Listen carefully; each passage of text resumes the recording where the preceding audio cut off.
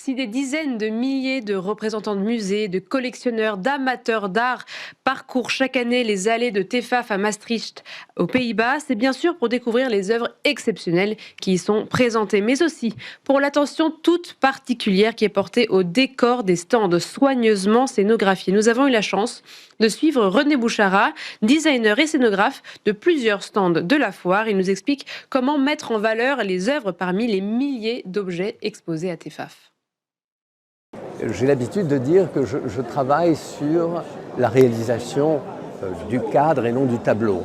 Si le cadre est trop important, il devient le tableau et par conséquent, on ne voit plus les objets. Je suis René Bouchara, donc je suis architecte d'intérieur et il est vrai que je travaille beaucoup pour les galeries. Je fais de la scénographie. J'ai des clients qui vont me parler, qui vont me raconter, c'est un petit peu une psychologie. Ils vont me raconter leur histoire et je vais, d'après cette histoire, créer un espace propre à chacun. Ce qui fait que pour une foire comme celle-ci, où je réalise 11 stands, il y a 11 stands, mais ils sont tous différents. Ici, vous avez un stand, qui est le stand de Neuzé. Le souhait pour cette galerie, c'est de présenter des objets qui sont relativement antiques. On parle essentiellement du 18e, dans un cadre contemporain. Donc la volonté, c'est peut-être aussi de moderniser un petit peu, de se dire qu'on peut atteindre une clientèle plus jeune en ayant des espaces qui soient plus modernes, avec des contrastes sur les couleurs, avec des formes qui sont très, très strictes, mais qui sont vraiment là, encore une fois, pour mettre en valeur les différentes parties. On commence avec une liste, mais la liste évolue.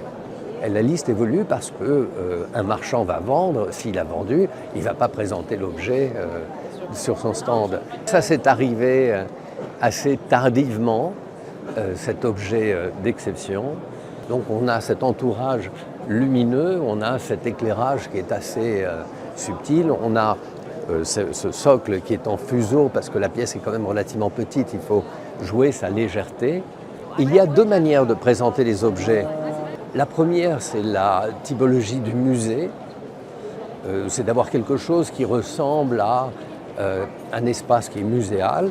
Et la seconde, c'est le côté chez soi, du particulier.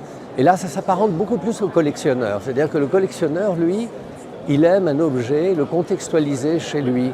Là, vous avez, par exemple, vous avez trois plans. Vous avez un premier plan qui est le plan un peu d'une entrée d'un espace, de quelque chose, d'un lieu qui est plutôt luxueux.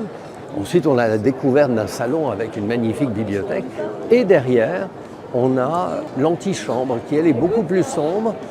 Assombrir, ça permet d'éclairer individuellement les objets et d'avoir des entités, les unes à côté des autres, et non pas avoir une soupe avec tous les objets et avoir un bain de lumière. Je vous amène sur un stand qui est peut-être un de mes coups de cœur. Ils m'ont présenté un objet, un automate du 18e. On m'envoie une photo de cet objet et tout de suite je rêve. On a ce chapiteau qui est plein d'humour dans un sujet qui est quand même très sérieux. D'avoir un brin de fantaisie, je pense que c'est merveilleux. Découle de cette gamme chromatique un code couleur qui nous permet d'exposer le reste avec une certaine élégance. L'organisation a quelques semaines pour monter le général et nous, on doit le payer. On doit payer pour des jours supplémentaires pour pouvoir faire des décors un peu spectaculaires. Sinon, les gens ont à peu près 2 jours pour mettre leurs objets. Donc ici, on arrive chez Arigent. Alors là, c'est vraiment typiquement l'exemple de quelque chose qui arrive une semaine avant la foire. Donc on a cette perspective qui est assez sympathique. Et est venu se greffer 2 objets. Et ces 2 objets, il a fallu créer une composition, créer quelque chose pour raconter une histoire. Donc on est sur un magnifique tableau de Magritte et une sculpture de Giacometti.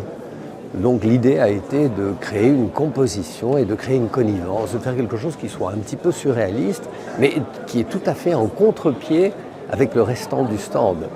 Ici, ce qui est intéressant, c'est un travail de cheminement. On va raconter une histoire à travers différentes pièces, avec chacune d'entre elles des trésors.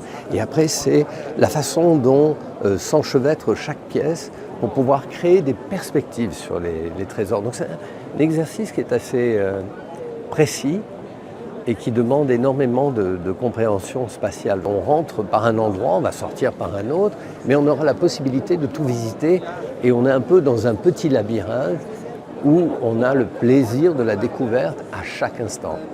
Beaucoup de galeries ont le sentiment qu'ils doivent mettre tout en avant, au même registre. Et j'explique qu'un bon film, il n'y a jamais 10 premiers rôles.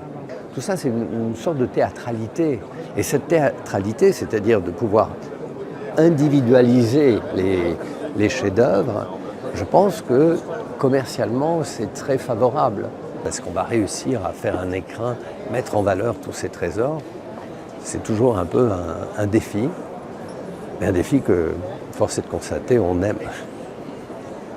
C'était nos 2 reportages pour cette édition 2026 de TEFAF.